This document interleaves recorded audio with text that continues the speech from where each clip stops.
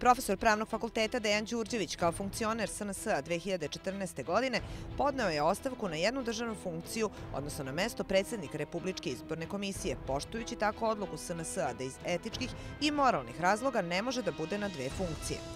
Vest da je Đurđević ponovo izabran na čelo RIK-a bila je povod da Insider.net proveri šta se to u ove 2 godine promenilo, pa on sada može da bude na dve funkcije.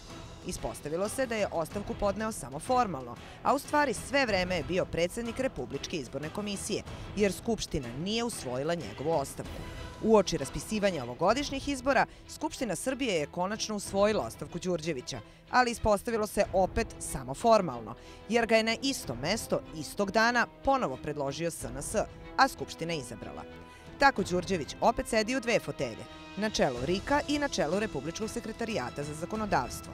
Insider.net pokušavao je danima da postavi pitanje predsedniku RIK-a šta se promenilo za ove 2 godine, pa danas nije problem da funkcioner bude na dve plaćene funkcije. Dobro večer, gospodine Đurđeviću. Može izjava za Insider.net, kratka, minut. Samo da završimo sednicu. Pošaljite na mail. Tu smo, poslali smo vam mail. Evo tu smo, čekamo vas. Ako može kratka izjava za Insider.net. 2014. ste...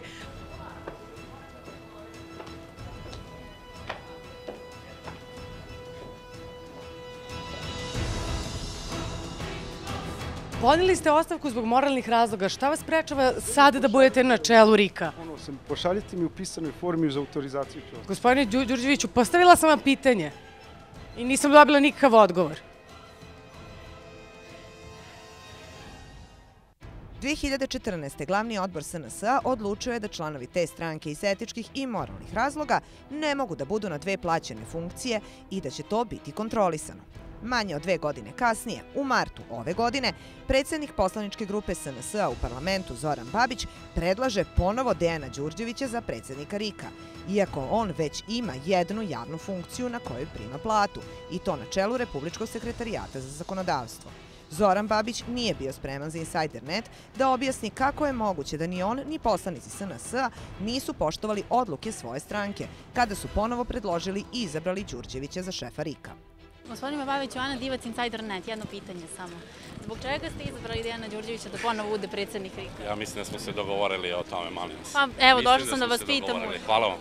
Pa samo recite zbog čega ste ga izabrali? Hvala vam, u Rumi smo, dobar je povod, možemo da pričamo. A baš zato, evo, Srpska napredna stranka je baš... Možemo pričati o izgradnji industrijske zone u Rumi. Ali ja vas pitam pitanje u vezi sa vašom strankom, gospodine. O smanjenju, pa sve ovo i ovo je Srpska napredna stranka. Ja sve to već snimila, ja sad hoću vas da pitam konkretno pitanje. Jako dobro vodi Rumu, koja se na osnovu toga kandiduje. Pa zbog čega ste onda prekršili vašu odluku da ne može čovek da vrši dve javne funkcije? Jedinstvenom politikom da vodimo i autonomnu. Ali zbog čega onda ne poštujete svoju odluku? Hvala vam. Nećete da mi odgovorite na pitanje. Kako obavljanje dve funkcije može biti i sukob interesa, obratili smo se i Agenciji za borbu protiv korupcije.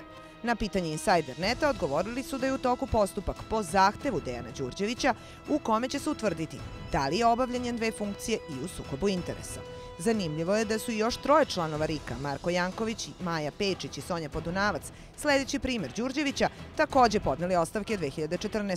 Međutim, ni njihove ostavke nisu formalno prihvaćene u Skupštini. Svo 3 su, kao i Đurđević, ponovo izabrani za članove RIK-a. Za one koji pomno prate izbore, izveštaji o dešavanjima u Republičkoj izbornoj komisiji obično predstavljaju najdosadniji deo kampanje. Političari s jedne strane otvaraju puteve, fabrike, rukuju se s presrećnim građanima, drže mitinge i izgovaraju velike reči, dok s druge strane televizijski izveštaji se snimaju u staroj zgradi Skupštine, bez velikih reči i niko ne obraća pažnju ko su ti ljudi i šta rade. Međutim, Republička izborna komisija ima najvažniju funkciju tokom izbora, a to je da kontroliše regularnost celog izbornog procesa.